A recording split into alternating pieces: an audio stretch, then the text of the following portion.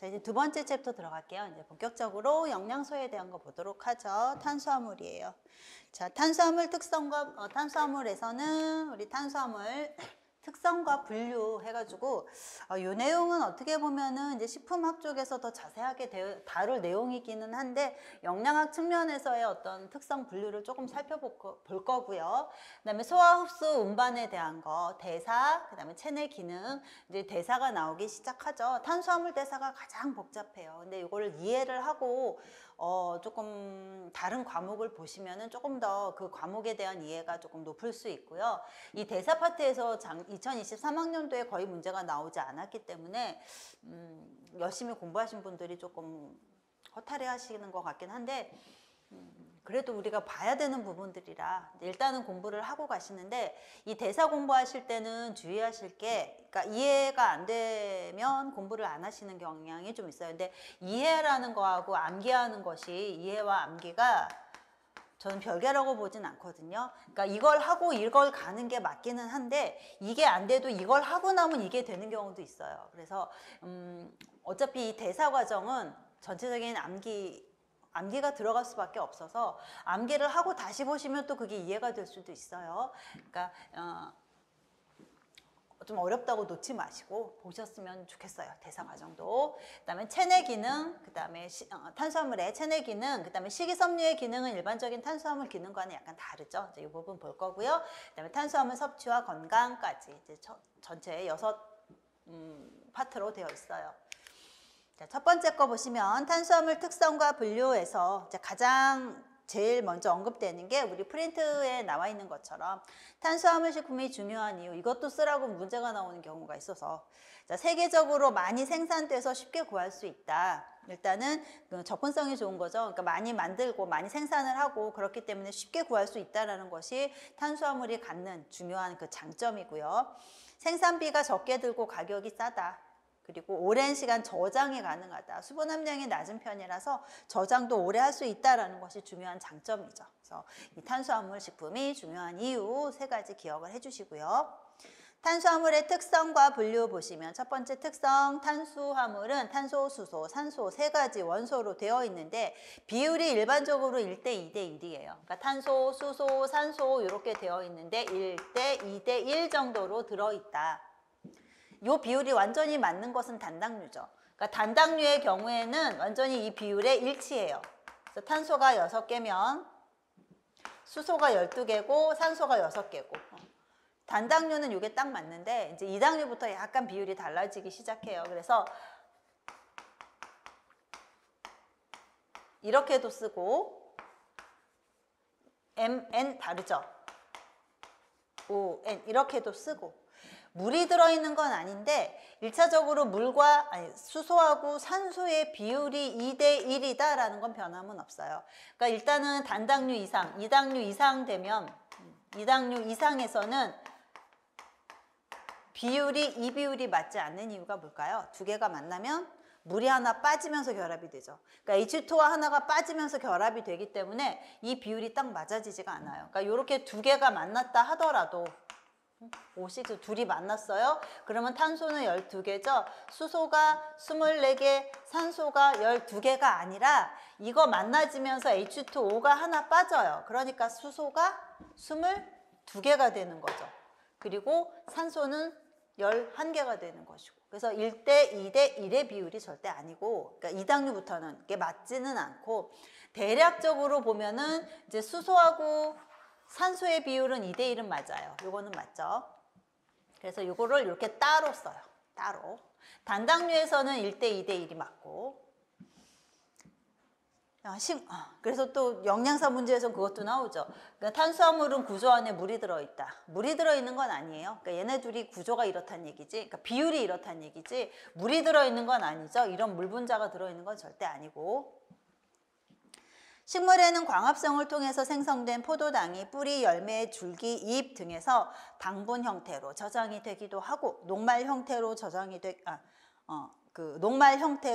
되기도 하고 섬유소 형태, 섬유소는 주로 이제 구조를 만드는 거죠. 구조 형태를 만드는데 기여하기도 하고 동물에서는 당, 글리코겐 형태로 혈액, 간, 근육에 있어요. 그래서 당의 형태로 혈액에 항상 0.1%, 포도당이죠. 포도당은 혈중에 항상 0.1% 존재하고 있고요. 글리코겐은 간, 근육에 저장이 되어 있는 다당류의 형태고요. 그래서 동물한테서 발견되는 거는 당이랑 글리코겐이고, 그 다음에 그 밖에도 점성 다당류 같은 것도 들어있고요. 당, 단백질 같은 것도 있고요. 우리 체내에 미량이긴 하지만 당, 지질 같은 형태로도 들어있어요. 그래서 이런 당들이 포함이 되어 있죠. 체내에. 자, 탄수화물의 분류. 탄수화물은 일단은 단순 다당 탄수화물이 있고 복합 탄수화물이 있고, 그래서 단순 탄수화물 뭐 이렇게도 나눠요. 그러니까 단순 탄수화물 하면은 요거는 이제 당류를 얘기하는 경우죠. 당류. 그래서 당류 그러면 우리가 앞에서 얘기한 것처럼 단당류가 있고 이당류가 있고 요런 거는 당류라고 봐요.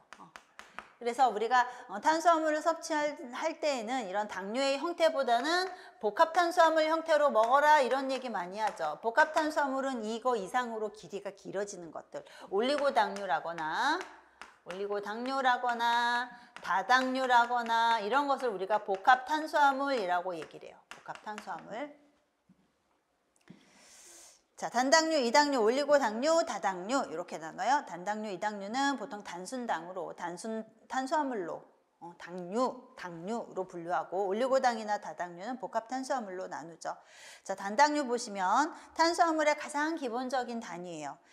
그리고 대부분이 생물체에서는 D형 이성질체가 대사되고 생체 내에서는 주로 고리 구조를 갖는다라고 되어 있어요. 이거는 우리 식품학에서 이야기를 할 부분이라서 여기서 자세히 볼 것은 아닙니다만 이렇게 쇠상 형태로 있기도 하고 얘가 이렇게 만나서 고리가 되기도 하고, 그래서 고리 형태로도 존재하고 쇠상 형태로도 존재하는데 우리 체내에서는 대부분 이 고리 형태로 기능을 하고 있다라는 얘기가 나오고 있죠.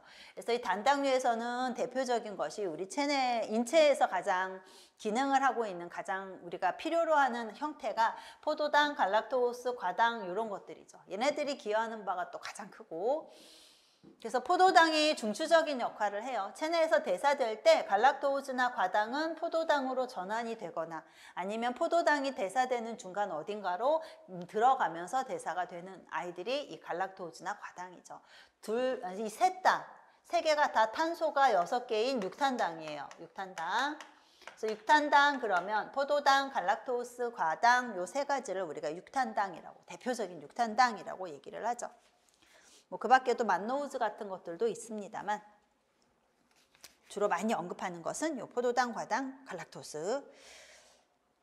그래서 포도당은 육탄당이고 알도스고, 알도스란 얘기는 뭐가 있다? 알데히드기가 있으면 알도스죠.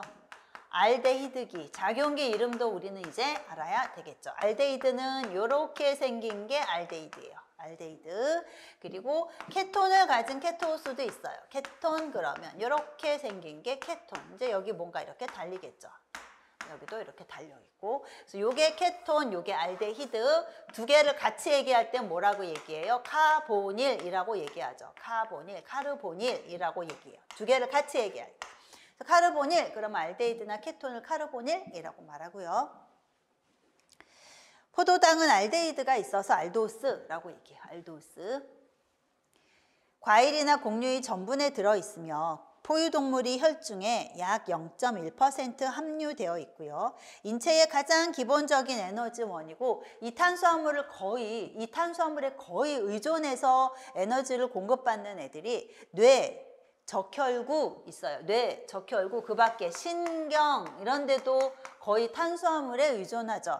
그리고 뭐 신장수질이라거나 신장수질, 그 다음에 각막, 눈에 각막, 수정체 이런 데도 거의 탄수화물이 주 에너지원이에요. 망막 이런 데. 망막.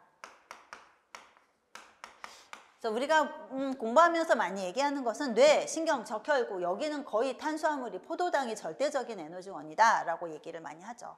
근데 이제 부족할 경우에는 이제 서서히 케톤이나 이런 걸 사용하지만 그나마 적혈구는 오로지 포도당만을 에너지원으로 사용할 수 있어요. 네, 뇌나 신경은 이제 포도당이 부족해요. 그러면은 이제 케톤체나 이런 것들을 에너지원으로 사용을 하죠. 체내 당대사의 중심 물질이고 체내에서 일부 아미노산으로 전환되거나 글리코겐, 지방 형태로 저장이 돼요. 그러니까 아미노산으로 바뀌기도 하고 아미노산이 포도당이 되기도 하고 아미노산과는 서로 상관관계가 있고 글리코겐 형태로 저장이 되거나 글리코겐은 근데 저장할 수 있는 공간이 굉장히 국한되어 있죠. 간, 근육의 몇 %씩만 저장이 가능하고 남는 포도당이 있다 그러면 그 다음에는 무궁무진하게 우리가 저장할 수 있는 지방 형태로 전환해서 저장을 하게 되죠. 과당은 육탄당이고 케토스예요. 과일즙이나 벌꿀에 주로 들어있고 이뉼린의 구성 성분이다. 이뉼린은 어디 많이 들어있나요? 이뉼린은 다당류예요. 다당류. 이뉼린 그러면 얘는 다당류인데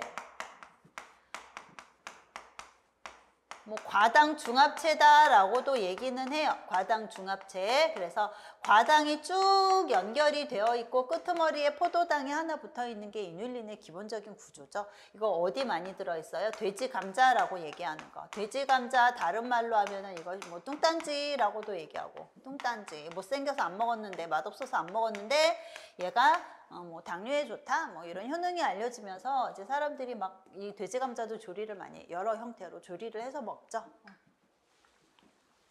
그래서 이뉼린의 구성 성분이고요. 천연 당 중에서 단맛이 가장 강해요. 과당이 갖는 특징들이 굉장히 여러 가지가 있는데 그 중에 하나가 가장 단맛이 강하다. 참고로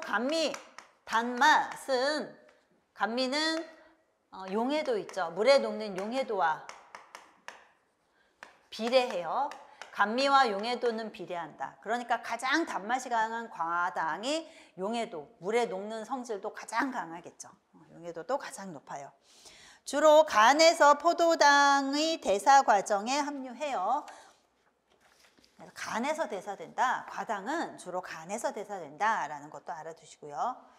자, 그 다음에 갈락토우즈 있어요. 갈락토우즈도 육탄당이고 알도스고 동물의 유즙에 함유가 되어 있고 유즙.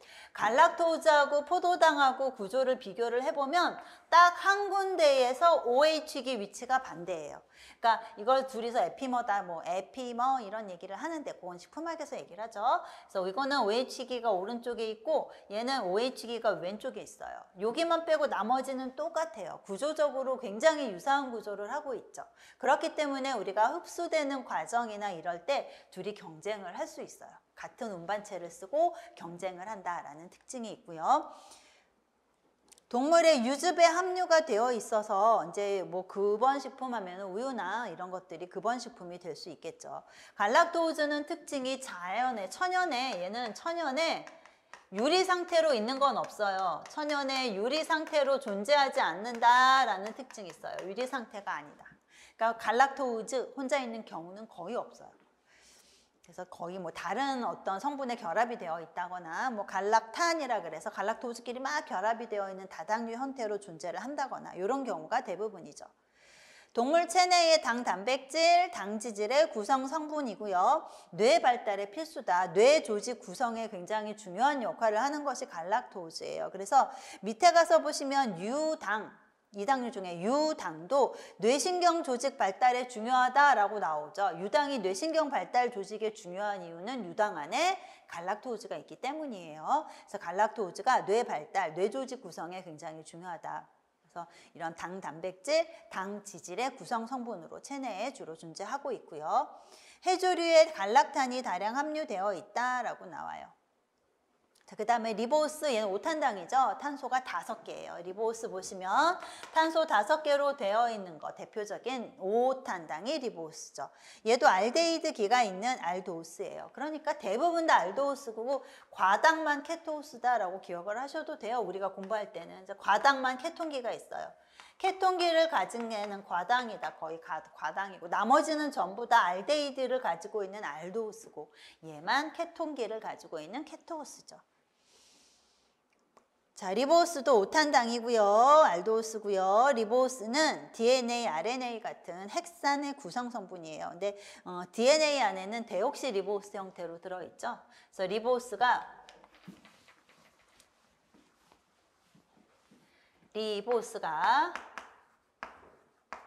얘는 RNA 구조 안에 보면 리보스가 있어요. 근데 DNA, 우리 핵 안에 있는 DNA에는 데옥시리보스예요. 옥시리보스. 데옥시리보스. 그러니까 여기 DE 하면 뭐예요? 없어요. 없다라는 뜻. 뭐가? 옥시, 산소가 하나 없는 리보스예요. 보시면은 이쪽이 데옥시리보스죠. 여기 OH였는데 이거 O가 없어요. 산소가 없어요. 산소가 하나 떨어져 나간 리보스가 데옥시리보스죠.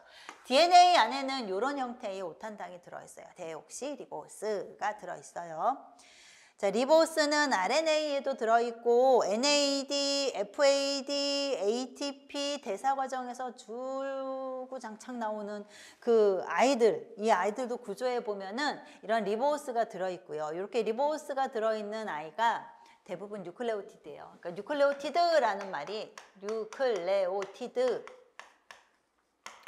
얘가 뭐냐면 여기 당이 있고 여기 염기가 있고 여기 인산이 있고 이런 구조를 하고 있으면 뉴클레오티드라고 얘기를 해요.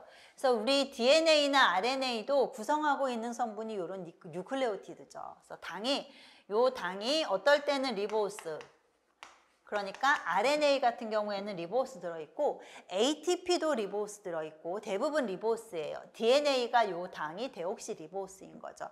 어떤 염기가 붙는지에 따라서 이제 뭐 여러 가지 종류가 나올 수 있는데 우리가 흔히 얘기하는 ATP라고 하는 아이는 이 리보스에다가 이 염기가 아데닌이라고 하는 염기가 붙어 있어요. 아데닌 그리고 인산이 붙어 있죠. 그러니까 이 T가 트리죠? 트리포스피드. 인산이 3개, 인산 하나, 둘, 3개가 나란히 붙어 있는 형태.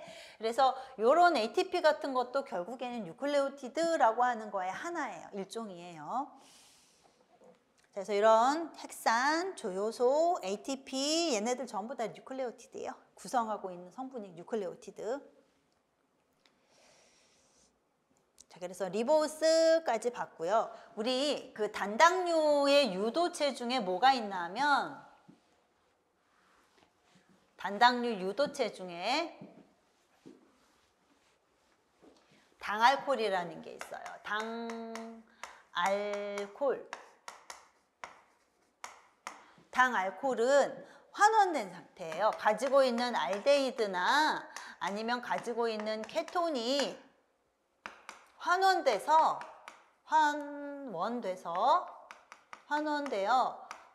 CH2OH로 바뀐 거. 전환된 형태가 당알콜이죠. 당알콜. 그래서 포도당이기 경우에는 포도당 구조에서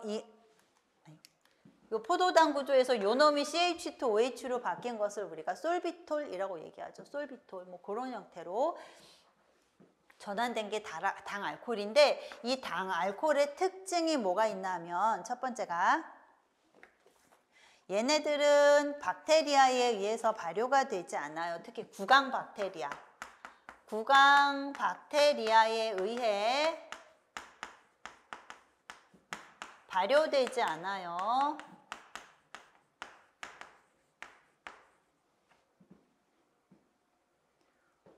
발효된다, 대사된다라고 할게요. 의해 대사되지 않아요. 그러니까 어디에 좋아요? 충치 예방에 좋아요. 충치를 유발하지 않아요. 충치를 유발하지 않는다. 우리 충치는 어떤 기전인가요? 충치는 우리 몸에 구강 안에 있는 스트랩토코커스 뮤탄스라고 하는 애가 우리가 먹은 당을 분해해서 산을 만들어요. 그 산에 의해서 치아가 부식이 되는 것이 결과적으로 충치라고 하는 시스템이죠. 근데 그런 대사를 일으키지 않는다. 이 아이가 이용할 수 있는 형태가 아니기 때문에 충치를 유발하지 않는다라는 장점이 있고요. 그 다음에 장내에서 흡수 속도가, 얘도 흡수가 되죠. 근데 흡수 속도가 느려요. 흡수 속도가 느리다. 그러니까 어디에 좋아요? 당뇨 같은 거에 좀 도움이 되겠죠. 혈당 상승이 급속히 일어나지 않아요. 혈당 상승이 느려요. 혈당 상승이 말이 길어지나요? 상승을 급속히 유발하지 않아요. 말이 좀 이상한가? 그러니까 혈당이 확 올라가지 않아요. 빨리 흡수되지 않아서 그런 좋은 점이 있어서 이제 당뇨나 이런 데 도움이 될 수가 있을 그런 당류겠죠. 두 가지 정도만. 그래서 이거를 감미료로 사용을 하죠. 그러니까 당뇨 있는 사람들의 경우에는 설탕 대신에 대체 감미료로 당알코올 같은 것을 쓰기는 하는데 얘가 또 이제 문제가 뭐냐면 흡수가 느리다 보니까 장의 삼투압을 높여서 설사 같은 걸 유발할 수 있는 그런 어떤 문제점도 있어요. 그래서 과도하게 섭취하는 것은 좋지 않죠. 그래서 당알코올 같은 거 가공식품에 넣었을 때는 그 말이 들어가요. 과량 섭취 시 설사를 일으킬 수 있습니다. 뭐 이런 말들이 들어갈 수 있어요. 추가적으로 문구가 들어가죠. 자, 그래서 당알코올이라고 하는 형태 하나 추가적으로 봤고요. 자, 그다음에 이당류 볼게요. 자, 이당류는 두 개의 단당류가 글리코시드 결합을 통해 연결된 상태가 이당류죠. 그래서 우리가 공부하면서 나오는 거는 메가당, 유당, 서당 요 세 가지가 나오고 보시면은 교재부터 볼게요. 교재. 메가당 보면은 포도당 두 분자로 구성이 돼서 알파 일사결합으로 이루어져 있는 것이 메가당이에요. 가운데 그림이죠. 그래서 지금 포도당 두 분자가 여기가 1번 탄소, 여기가 4번 탄소 이렇게 연결이 되어 있고 OH기가 밑에 있었어요. 우리 알파, 베타 이런 거는 식품학에서 이제 언급이 될 내용이라서 여기선 자세히 언급하지 않아요. 근데 포도당이 이렇게 여기가 이렇게 되어 있는 게 알파예요. 알파. 여기가 밑에 떨어져 있는 거. 그래서 알파 포도당이랑 뒤에 있는 포도당이 와서 4번 탄소. 그러니까 1번 탄소의 OH기 갖고 알파, 베타 얘기하죠. 4번 탄소의 OH랑 만나가지고 물 분자가 하나 빠지죠. H2O 하나 빠지면서 이렇게 연결이 되어 있는 형태가 메가당. 그래서 알파 일사결합을 합니다. 이렇게도 얘기하고 알파 이렇게도 쓰고 알파 일사 이렇게도 쓰고 주로 전분이 가수분해 돼서 생성이 돼요. 그래서 이 메가당이 어디 많으냐면 엿기름 같은 데 많죠. 엿기름은 뭘로 만든 거죠? 보리 싹 낸 거. 싹이 나면서 그 안에서 그 전분을 분해하는 베타아밀라제 같은 것들이 생성이 되고 그 베타아밀라제가 보리 안에 있던 저장되어 있던 전분을 분해해서 메가당을 이제 생성을 하기 때문에 엿기름, 맥주 이런 데 메가당이 많이 포함이 되어 있어요. 그래서 씨앗이 발아하면서 효소가 생기는 거죠. 그 다음에 유당 보면은 갈락토우즈와 포도당으로 구성이 되어 있고 베타 일사결합을 하고 있다. 유당을 보면은 여기가 이렇게 꺾여 있어요. 그래서 이때의 포도당은 메가당을 구성하고 있는 포도당과는 다르게 여기 OH기가 위에가 있죠. 포도당이 아니라 갈락토우스가. 그러니까 갈락토우스가 이렇게 베타갈락토우스 위에 있는 베타갈락토우스랑 뒤에 있는 포도당의 4번 탄소의 OH가 만나가지고 얘네들이 H2O 물이 빠지면서 이렇게 연결이 되어 있는 형태가 갈락토우스예요. 체내에서 분해가 되는 대부분의 탄수화물들은 결합 양상이 알파 결합이에요. 우리 전분을 구성하고 있는 포도당도 보면은 알파 1사 결합, 뭐 알파 16 결합 이렇게 되어 있고 메가당도 지금 알파 결합이고 하다못해 뒤에 위에 나오는 서당 슈크로우즈 같은 경우도 알파 결합이고 다 알파 결합인데 이 유당만 베타 결합이에요. 그러니까 베타 결합을 하고 있는 대표적인 아이가 왜 셀룰로우즈 같은 애들이 베타 결합하고 있죠. 포도당이 얘네들은 포도당 중합체인데 이 포도당이 베타 일사 결합을 하고 있어요. 이 베타 결합을 우리는 잘 못 잘라요. 그러니까 베타 결합이 조금 부담스러워요. 우리는 체내에서. 우리 체내에 있는 효소들은. 그래서 이 베타 결합을 조금 자르는 거 어려워하기 때문에 유당 같은 거 많이 섭취하게 되면 소화에 어려움이 좀 많이 유발이 될 수 있죠. 그래서 유당불내증이라는 게 또 흔한 그런 이유이기도 하고. 그래서 이런 베타 글리코시드 결합을 하고 있어서 과량 섭취하면 소화가 어렵다라고 나와 있고요.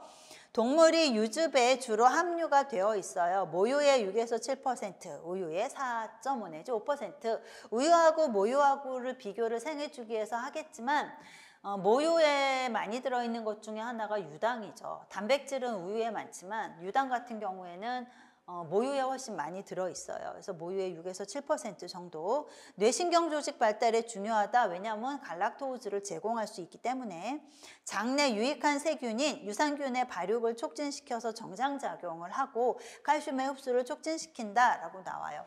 뒤에 올리고당에서도 언급이 되는데 장에 있는 젖산균, 뭐라 그래? 장에 있는 젖산균을 비피더스균이라고 얘기를 하죠. 비피더스균. 비피더스균, 비피도 박테리아라고 하는 거. 이거 장에 있는 젖산균 얘기예요. 장내 젖산균. 얘가 먹이로 하는 것 중에 하나가 유당이죠. 얘가 유당을 분해해서 유산을 만들고요. 그 다음에 올리고당 같은 것도 분해해요. 올리고당 같은 것도 발효를 시켜서 여러 가지 유기산을 생성하는 거죠. 이렇게 산이 생기면 뭐가 좋을까요? 산이 생기면 pH가 낮아져요. 그러니까 pH가 산성화가 되는 거죠. pH가 산성이 되면 유해균들, 우리한테 그렇게 반갑지 않은 균들이 못 살아요. pH가 낮아서 못 살아요. 그래서 유해균을 치워버릴 수 있는 방법 중에 하나인 거죠. 그래서 장이 깨끗해진다, 뭐 이렇게도 얘기를 하고요. 이렇게 pH가 산성이 되면은 무기질 중에서 상당수들이 흡수가 잘 돼요. 그러니까 산성에서 용해도가 높아지는 애들이 대부분 상당히 많은데 그 중에 대표적인 것이 칼슘이죠. 그래서 칼슘은 산성일 때 흡수가 잘 돼요. 산성이 흡수되는 장소도 보면은 산이 조금 많이 있을 만한 장소에서 흡수가 많이 돼요. 그래서 이런 칼슘의 흡수에도 도움이 될 수 있는 거죠. 그 다음에 서당 나와요. 슈크로우즈라고도 하고 자당이라고도 하고 포도당과 과당으로 구성이 되어 있고 알파 1, 2 결합으로 연결이 되어 있어요. 그래서 앞에 있는 게 포도당이죠. 포도당 1번, 알파 포도당 1번이랑 과당 2번이 연결이 되어 있는 이런 형태 알파 1, 2 결합을 하고 있는 거, 그게 서당이라고 하는 것이고요.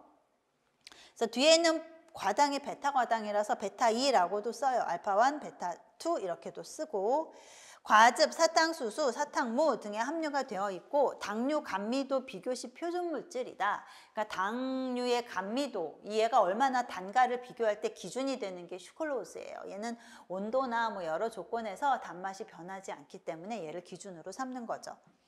전하당, 그러면 서당이 산 효소로 가수분해돼서 생성된 포도당, 과당 1:1 혼합물을 전하당이라 그래요. 이렇게 있다가 산이나 뭐 효소에 의해서 이게 똑 잘라지면은 포도당 하나에 과당 하나가 각각 유리 상태로 존재하게 되죠. 얘네들이 유리 상태로 이렇게 1:1의 비율로 하나씩 나오니까 자르면, 그래서 1:1의 비율로 존재하고 있는 이 당을 우리가 전화당이라고 얘기를 해요. 그래서 전화당으로 가수분해가 되고요. 이 전화당은 어디에 많이 들어있나 하면 꿀에 많이 들어있어요. 버리타액에 인벌타제라고 해서 요거를 자르는 효소가 있기 때문에 꽃에 있는 슈크로우즈를 이렇게 빨아먹으면 그 안에서 분해가 돼서 전화당 형태가 돼가지고 꿀에서 보면 이 전화당이 상당 존재하죠. 전화당이. 자, 그래서 전화당이 되면은 서당보다 단맛이 더 강하고 용해도가 증가한다. 왜일까요? 얘가 나오니까. 그래서 얘가 결합이 상태가 아닌 유리 상태로 나오기 때문에, 얘가 천연의 당 중에 제일 달다 그랬죠. 그러니까 얘가 유리 상태로 나오면서 단맛이 더 증가하고요. 얘가 용해도가 높으니까 용해도도 더 증가한다라고 보셔야죠. 자, 그래서 이 당류에서는 서당, 메가당, 유당 세 가지 봤고요. 그 다음에 올리고당 넘어가서 보시면, 올리고당은 당이 3개에서 10개까지가 올리고당이라고 여기서는 언급하고 있어요. 근데 식품학 가면은 2개부터 10개까지를 올리고당이라고도 얘기를 해요. 포도당 2개부터 10개까지 올리고당이라고 나와요. 아니, 포도당이 아니라 단당류. 단당류. 올리고당. 어디서? 식품학에 가면. 그래서 이 올리고라는 말이 몇이라는 말이라서 단당류 말고 2당류부터 올리고당으로 분류하기도 하는데, 영양학에서는 2당류하고 3당류하고 그 차이가 굉장히 커요. 그러니까 2당류가 일반적인 올리고당의 기능을 하는 애들이 아니기 때문에 이거를 별도로 얘기를 하는 경향이 있죠. 영양학에서는 기능 자체의 차이가 많기 때문인 것으로 생각이 돼요. 식품학 가면 올리고당이 2개부터 10개로 나오니까 또 그거 헷갈려가지고 얘기하는 경향이 좀 있어서.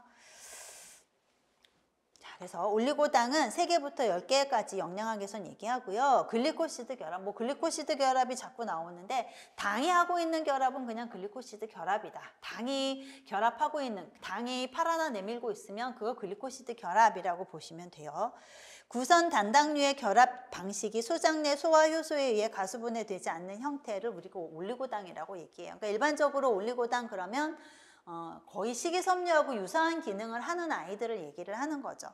에너지 생성 못하지만 대장 내 박테리아에 의해서 분해가 가능하고 분해가 되면서 뭐 여러 가지 가스나 부산물 같은 것들이 나올 수 있어요. 그래서 요 올리고당의 경우에도 이런 부산물 중에서 일부가 흡수돼서 이용이 될 수도 있어요. 에너지원으로. 그래서 근데 대부분 그냥 에너지 생성 못한다라고 그냥 나오는 경향이 좀 있어요. 그래서 에너지를 생성 못하지만 대장 내 박테리아에 의해서 분해가 된다. 그러면서 가스가 나오고 부산물이 나와요.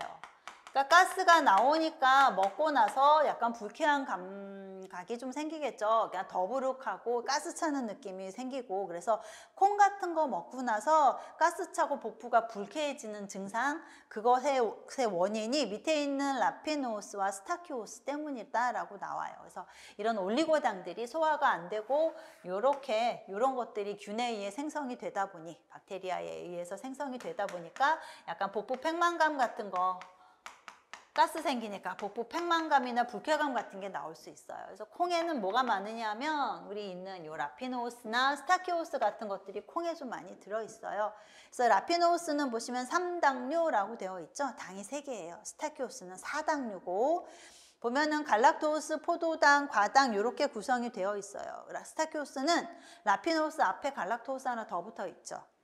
이것들은 체내에서 분해가 되지 않고 콩 같은 데 많이 들어있는 올리고당이다 라고 알아두시고, 올리고당의 기능성을 보시면 비피더스균의 영양원으로 증식을 자극한다, 비피더스균의 증식을 자극한다, 비피더스균을 활성화시킨다, 뭐 이렇게 얘기하는 거죠. 그래서 앞에 유당에서도 얘기했던 것처럼 올리고당이라고 하는 아이가 비피더스균의 먹이에요. 비피더스균의 증식을 촉진한다, 영양원이다 라고 나오죠.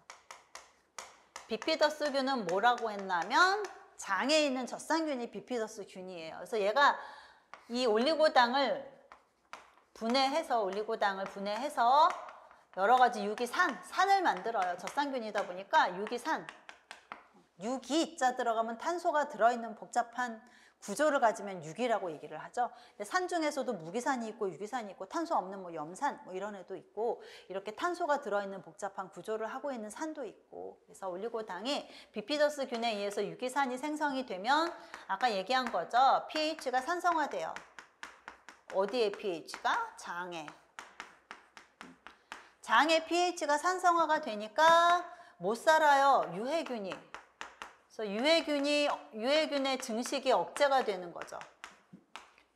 미생물들은 주변의 pH에 굉장히 민감해요. 그래서 자기가 좋아하는 최적의 pH들이 있죠. 근데 유해균의 경우에는 이런 산성에서 증식하기에 부적절한 그런 균들이에요. 그래서 유해균의 증식이 억제가 되고, 유해균 증식이 억제가 되니까 장이 뭐 청결해진다, 뭐 이렇게도 표현을 하는 것이고,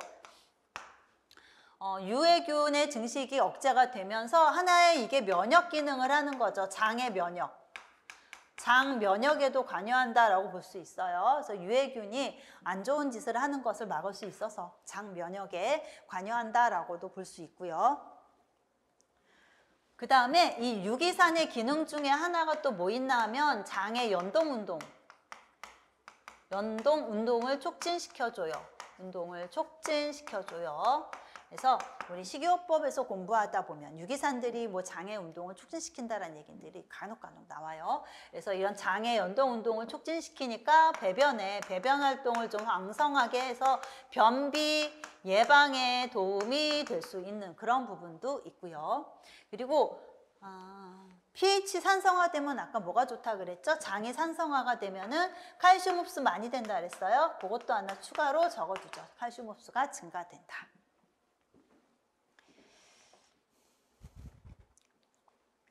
자, 그래서 장 건강에 전반적으로 유익한 역할도 하고 칼슘의 흡수도 증진시키고 기타 혈당이나 혈청 콜레스테롤 수준을 낮춰주는 역할도 하고 있어요. 그래서 당뇨 환자나 이런 사람들한테 유익한 성분 중에 하나가 올리고당이죠. 근데 식품 내에 올리고당이 그렇게 많지가 않아요. 그래서 우리가 일부러 올리고당을 합성을 하죠. 그래서 가공식품 형태로 많이 만들어요. 그래서 기능성 올리고당이라고 표현을 하는데 산업적으로 생산해낸 것들, 그래서 프락토 올리고당, 이소말토 올리고당, 갈락토 올리고당 같은 거 있어요. 프락토 올리고당은 뭘까요? 프락토우스, 과당이죠. 그러니까 올리고당인데 구조 안에 과당이 포함이 되어 있으면 이제 프락토 올리고당 이렇게 보는 것이고요. 이소말토 올리고당, 이소말토 그러면은 그 메가당인데 알파 16결합하고 있는 이소말토우스 하면은 알파 16결합이 들어가 있는 그런 형태인 거죠. 그러니까 알파 16결합이 포함되어 있으면서 분해가 안 되는 그런 형태로 되어 있는 올리고당을 이소말토 올리고당이라고 하고요. 갈락토 올리고당 그럼 갈락토우즈 장기들이 덕지덕지 붙어 있는 애들을 갈락토우즈 올리고당이라고 하고요.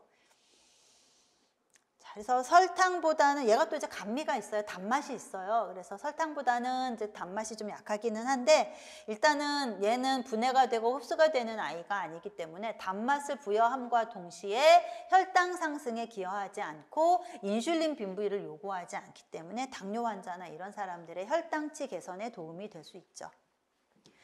자, 모유에도 올리고당 들어있어요. 요거는 생애주기에서도 나오지만 모유에 있는 올리고당, 모유에 한 100여 종의 올리고당이 들어있는데 영아의 배변 도와주고 소장에서의 질병을 유발하는 병원균과 결합해서 면역체계 일부로도 작용한다라고 언급이 되어 있어요. 일단 알아두시고. 모유에 있는 올리고당은 질병을 유발하는 병원균과 결합이 된다라고 표현이 되어 있더라고요. 영양학 책에. 이렇게 알아두시면 될 것 같고.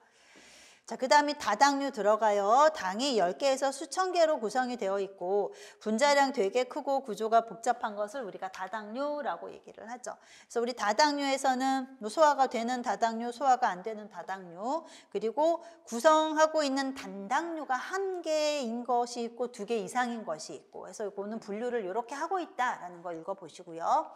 대표적인 게 전분이에요. 전분은 포도당으로 구성이 되어 있죠. 포도당으로만 구성이 되어 있고 식물의 저장 물질이다라고 얘기하는 게 전분이에요. 아밀로즈와 아밀로펙틴 두 가지, 그러니까 구성 형태에 따라 아밀로즈, 아밀로펙틴 두 가지가 있죠. 그래서 아밀로스는 알파 1사 결합으로 포도당들이 쫙 연결된 게 아밀로스. 아밀로펙틴은 알파 1사 결합, 포도당들이 알파 1사, 1번, 4번 결합뿐만 아니라 1번, 6번 결합하고 있는 게 아밀로펙틴. 그래서 구조를 보면은 아밀로펙틴은 이렇게 가지가 쳐져 있는 거, 이게 지금 6번 탄소죠. 6번 탄소랑 1번 탄소랑 결합이 된 거예요. 그래서 알파 16 결합을 하고 있고, 아밀로스는 그냥 1번, 4번 해갖고 쭉 한 줄로 연결이 되어 있는데, 이제 심심하니까 약간 꼬여있는 코일 상태로 되어 있는 게 아밀로즈죠. 자, 아밀로즈와 아밀로펙틴으로 구성이 되어 있고 찰전분은 아밀로펙틴 100%, 매전분은 아밀로즈 20에 아밀로펙틴 80 정도 들어있고요.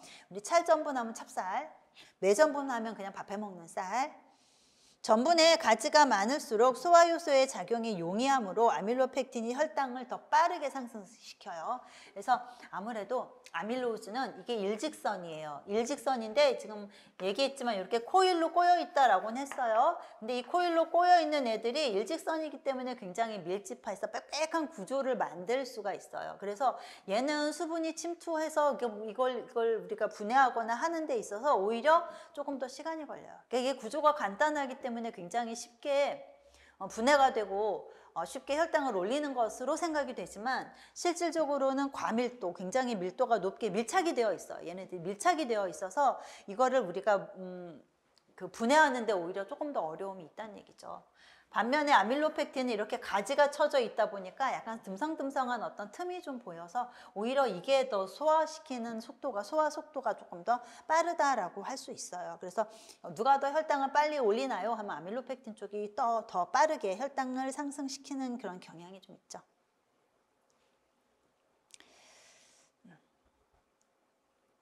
자, 그 다음에 글리코겐 보시면 글리코겐은 동물의 체내에 저장되어 있는 저장형 다당류예요. 그래서 간에 한 100g, 근육에 한 250 내지 한 300g 정도 포함이 되어 있죠.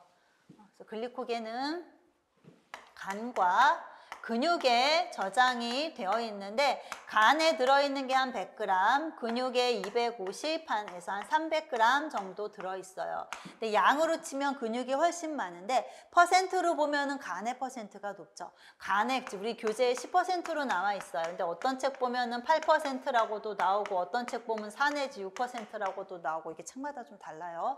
그래서 일단은 이렇게 들어있고 근육에는 한 1에서 2% 정도밖에 안 들어있고 그래서 양으로 따지면 근육이지만 퍼센트로 따지면 간에 많죠. 그래서 이건 합했을 경우에 우리 체내에 저장이 되는 글리코겐의 양은 350에서 한 400g 정도 된다라고 기억을 하시면 돼요. 그래서 체내 총 저장량은 이 정도 되는 게 글리코겐. 자, 그래서 글리코겐은 간 근육에 저장이 되어 있고 아밀로펙틴이랑 구조가 유사해요. 그러니까 얘도 알파-1사 결합도 있고 알파-16 결합도 있고 근데 훨씬 더 가지가 많아요. 가지가 많고 그 다음에 길이가 짧아요. 분지가 길이가 짧은 이 가지의 길이가 짤막짤막해요. 길이가 짧다. 가지가 많고 길이가 짧다. 뭐 이렇게 얘기를 하는데 보시는 것처럼 아밀로우즈의 경우에는 이렇게 가지가 이렇게 생겼지만 글리코겐의 경우에는 가지가 지금 되게 빈번하죠. 가지 쳐져 있는 게 되게 빈번하면서 길이가 이렇게 짤막해요. 그래서 멀리서 보면은 동그란 공처럼 보이는 게 글리코겐이죠. 그래서 이 아밀로펙틴을 나무라고 얘기를 하면 나무라 그러면 글리코겐은 왜 덤불이라고 얘기를 하죠? 덤불이다라고 얘기를 하는 게 글리코겐. 그래서 이렇게 가지가 많이 쳐져 있어서 이렇게 가지가 많이 쳐져 있다라는 것이 굉장히 쉽게 분해할 수 있는 그런 분해의 여지가 그러니까 분해의 속도를 굉장히 빠르게 할 수 있는 그런 구조예요. 그래서 이거는 이제 글리코겐 구조 합성에 가서 조금 더 얘기를 하겠지만 굉장히 분해하기가 용이한. 그래서 우리가 포도당이 필요하다. 그럼 저장해놨던 글리코겐을 분해를 하는데 분해 속도가 굉장히 빨라요. 후루룩 분해해가지고 포도당으로 유리시켜서 사용하기가 굉장히 용이한 그런 구조를 하고 있는 게 글리코겐이죠. 그 다음에 식이섬유를 보시면 이거는 체내 소화효소로 분해되지 않아서 소화되지 않는 고분자 화합물을 우리가 식이섬유라고 얘기를 하고 식물의 입장에서 봤을 때는 식물의 어떤 틀, 구조 이런 거를 만들어주는 것이 식이섬유예요. 용해성에 따라서 불용성이 있고 수용성이 있고 불용성에는 셀룰로즈나 헤미셀룰로즈, 리그닌 같은 것이 있고 수용성에는 펙틴, 검, 해조 다당류, 그 다음에 헤미셀룰로즈 중에서도 일부는 이제 수용성으로 분류하기도 하죠. 자, 그래서 불용성은 말 그대로 물에 녹지 않고 물을 흡수하지 않고 빨아들이지 않고 이런 아이가 불용성이고 수용성인 애들은 물에다 집어넣으면 약간 물을 빨아들이고 빨아들여서 쉽게 얘기하면 약간 불어나는, 푼다라고 얘기하는 그런 형태로 전환이 될 수 있는 게 수용성이에요. 그래서 나중에 이렇게 약간 풀처럼 변하는 거, 그게 수용성인 거죠. 그러니까 쉽게 비교했을 때 당근이 있고 귀리가 있을 때 이 당근이랑 귀리를 물에다가 집어넣죠. 그러면 당근에는 이 불용성 식이섬유가 많아요. 뭐 리그닌이나 뭐 이런 것들이 많이 들어있어서 백날 집어넣어도 그냥 똑같아요. 근데 귀리 같은 경우에는 수용성의 식이섬유가 있어서 물에다가 집어넣으면 물을 쫙 빨아들이는, 우리 그래서 뭐 무슨 화장품 광고였나? 그런데 뭐 보습제 뭐 이런 거 얘기하면서 귀리 뭐 이렇게 보여주면서 이렇게 물을 빨아들이는 거 광고에도 있었어요. 생각이 나시는지 모르겠는데. 그러니까 그런 식으로 이렇게 수용성이 있으면 물을 빨아들이면서 약간 팽대해지는 그런 경향이 좀 있는 거죠. 그래서 용해돼서 팽창된다 뭐 이렇게도 표현을 해요. 그래서 펙틴 같은 것들 뭐 이런 수용성 식이섬유는 물을 빨아들여서 겔을 형성해요. 겔과 같은 구조를 형성하고 그 안에 물을 가두는 그런 형태를 갖추게 되죠. 그러다 보니까 먹죠. 먹으면 물을 빨아들여서 위에서 얘가 불어요. 그러면은 그만큼 포만감이 오래 유지가 되면서 이런 망해 구조, 계래 구조를 만들면서 그 안에다가 가둬요. 뭘 가둬요? 뭐 콜레스테롤, 뭐 이런 것들 가둬가지고 흡수 안 되고 배설이 되게 만드는 그런 역할도 해줄 수 있는 거죠. 당도 가두고 뭐 담즙산이 재흡수되는 것도 방해하고 그런 역할을 하는 것이 수용성 식이섬유예요. 그래서 글리코겐 모양이 이렇게 되어 있어요. 그래서 이게 아밀로펙틴이면은 요거는 글리코겐이고요. 글리코겐.